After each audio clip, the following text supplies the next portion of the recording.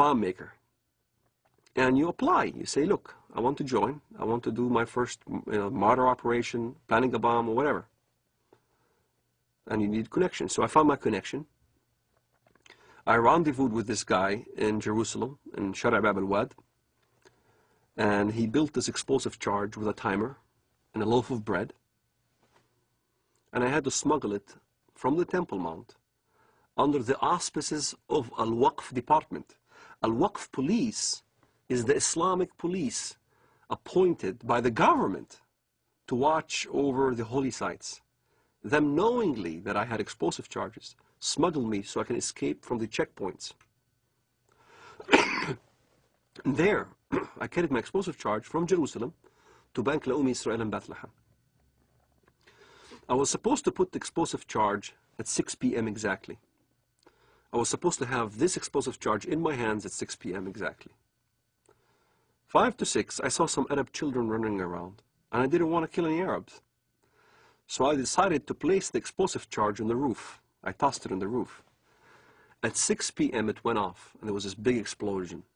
I looked behind me, I see this thick black smoke coming out of the building, and I started running. That's the moment I first got a glimpse of the reality of killing. I thought people have died. And I remember I didn't sleep for 3 days, constantly worried that I've killed somebody. Even terrorists have a reality check that you kill or you're about to die. You can sense it.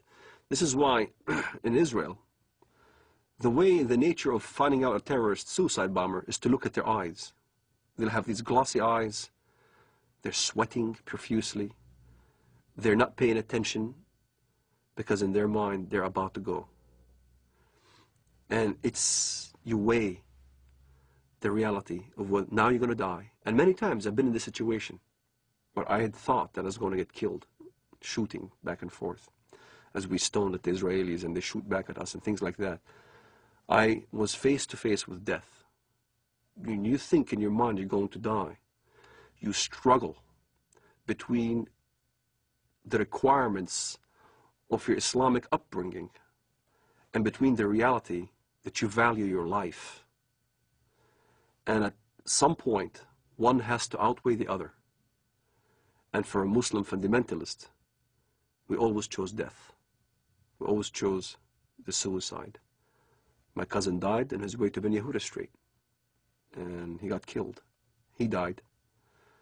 I had people, relatives die, and fighting the Israelis.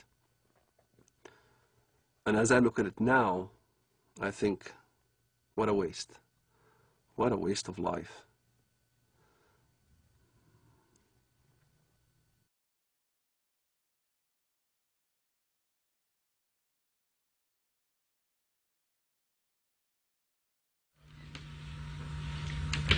Okay, and then we say goodbye and shake hands. Okay? Are you ready, John? Okay, I'm running. I'm running too. Come on, Afghanistan. So in other words, you want to change. In other words, who gives you the right to change or topple a government in another country? It shouldn't be us that puts together the new government.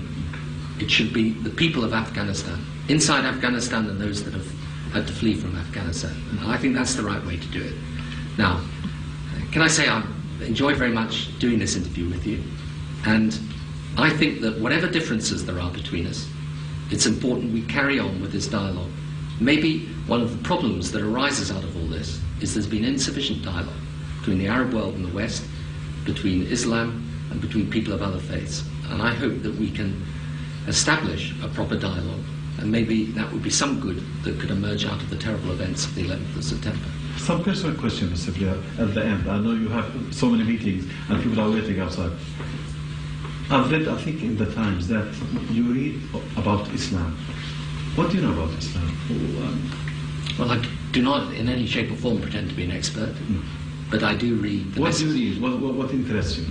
I read the message of the Koran insofar as it can be translated, and I read about Islam, and I enjoy doing that. And I think there's, I've learned things about the Quran that I never knew before. And I think a lot of Christians would be interested. That's one of the reasons I say to you, it would be good if we, out of this, we had some more dialogue and some more faith. And the reason I have to leave you now is because I'm going to meet some religious leaders, both Muslim and Christian and Jewish, upstairs in order to discuss with them how we can bring the faiths closer together. So, shukran lal jazeera.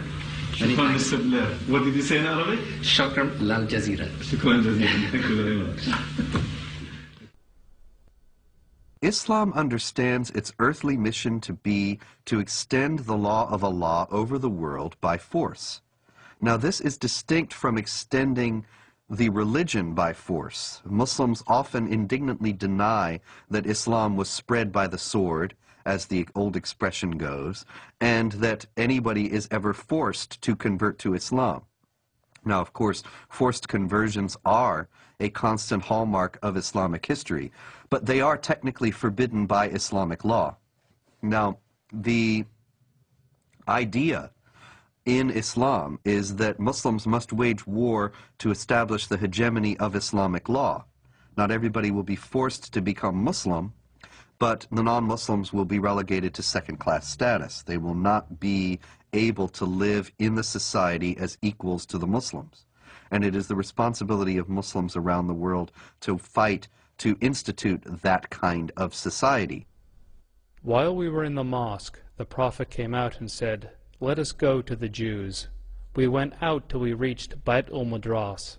He said to them, "If you embrace Islam, you will be safe. You should know that the earth belongs to Allah and His Apostle, and I want to expel you from this land. So if anyone amongst you owns some property, he is permitted to sell it. Otherwise, you should know that the earth belongs to Allah and His Apostle."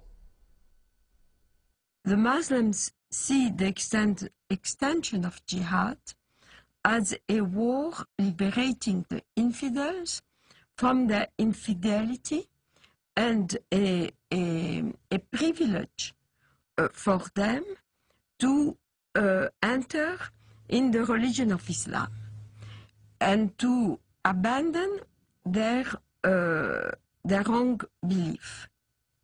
So jihad is seen as a favor which is given to the infidel population in order to change their ways and convert to the true religion, Islam. It is not for a prophet that he should have prisoners of war and free them with ransom until he had made a great slaughter among his enemies in the land. You desire the good of this world, the money of ransom for freeing the captives, but Allah desires for you the hereafter, and Allah is Almighty, all-wise. In the Muslim thinking, in the Muslim sharia, the way the world is depicted is in two houses. It's called Dar al-Islam or Dar al-Harb, the house of Islam or the house of war. So the whole world is under these two houses. If you're not a Muslim, you're under the house of war. Yet in the West, the apologists, Islamic apologists would say, no, that's not accurate. It is the house of peace and the house of Islam. And in fact, that's not accurate. If you look at the hadith and if you look at what comes from the highest jurisprudence in the Middle East, that's what is being taught. أنا لدي طفل